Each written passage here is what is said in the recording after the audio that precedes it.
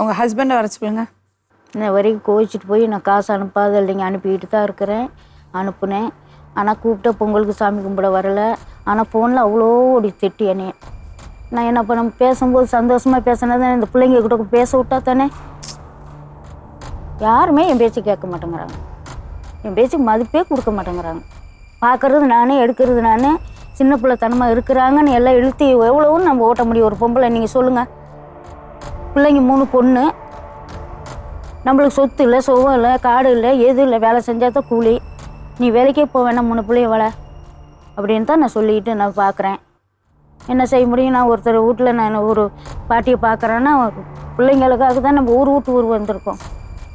உங்கள் பேர்? பிரதீப். என்ன பிரதீப் இது? 3 பொம்பளை பிள்ளைங்களை வச்சுட்டு இப்படி பண்ணலாமா நீங்கள்? என்னம்மா செஞ்சேன்னாங்க? என்ன செஞ்சீங்கண்ணா சொல்லுமா, என்ன செஞ்சாருன்னு? தான் வீட்லலாம் இருக்கிறதெல்லாம் எதுவுமே விற்கல, எல்லாமே தான் விற்று எல்லாம் வெளியில் தூங்கினோட்டி தானே நாங்கள் உள்ளே வரோம். குடிச்சிட்டு இது பண்ணுறதெல்லாம் எனக்கு தெரியுமா? ஃபோன் வந்துடும், நான் சண்டை கேட்டீங்களே, பதில் சொன்னாலே என்ன பண்ணுறீங்கன்னு. அவங்க எதுவும் பண்ணல, எப்படி நாங்கள் செய்வேன்?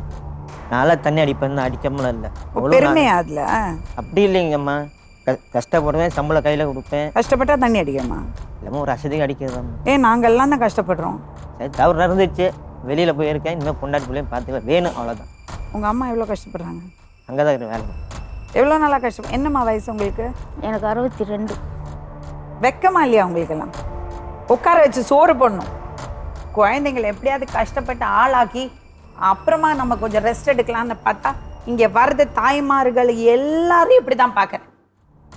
இந்த அம்மா அந்த அம்மா எல்லாரும் கடைசி காலத்திலே பசங்களை நினச்சி அழுகதான். ஆமாங்க, நிம்மதி இல்லைங்க, நிம்மதி இல்லை. அவங்க போய் இன்னொருத்தரை பார்த்துக்கிறாங்க. யோசிக்கவே மாட்டீங்களா நீங்கெல்லாம்? எந்த கேரண்டியும் கிடையாது இவங்களுக்கெல்லாம் லைஃப்ல. வாழ்க்கை பூரா உழைக்கிறது, புருஷங்கிட்ட அடி வாங்கிறது, எச்சு பாத்திரம் தேய்ச்சு என்னென்னமோ வேலை பண்ணி பசங்களை ஆளாக்கினா பசங்களும் இதே தான் பண்ணாருது. நீங்கெல்லாம் ஏதோ தப்பு பண்றீங்க, அதனால தான் இப்படி வந்து உட்காடுறீங்கம்மா. 18 வயசுல தூக்கி வெளியே போட்டு அதுக்கு தாங்கம்மா நான் வந்தது. என்னை இங்கே கூப்பிட்டு ரொம்ப சந்தோஷம். ஏன்னா இவ்வளோ நாள் நான் படாதான் பட்டுட்டேன். எனக்கு விடுகாலம் வரணும்னா அவங்க 2 பேர் பொம்பளை பிள்ளைங்க இருக்கேம்மா, 2 பேர் முடிவு எடுத்து அந்த பிள்ளைங்களுக்காகத்தான் நான் இவ்வளோ தூரம் உழைச்சேன். ஆனால் இதுக்கு மேலே அம்மா அப்பா பார்த்துக்கிட்டுங்கம்மா. பரோட்டா மாஸ்டரா நீங்க? உழைச்சு சாப்பிட்டு நல்லபடியா குடும்பத்தை பார்க்க தெரியாதா? எவ்வளவு சம்பளம் வரும் ஒரு நாளைக்கு? 2000 ரூபாய் கொடுப்பாங்களா? இல்லைங்க, 600 வந்து வேலை செய்யும். ஸ்டார்டிங் 600. இப்போ எவ்வளோ? இப்போ 800. 100 ரூபாய் கையில் வச்சுட்டு 700 ரூபாய் வீட்டுக்கு கொடுக்கலாம். பசங்க 3 வேளை சாப்பிடும்.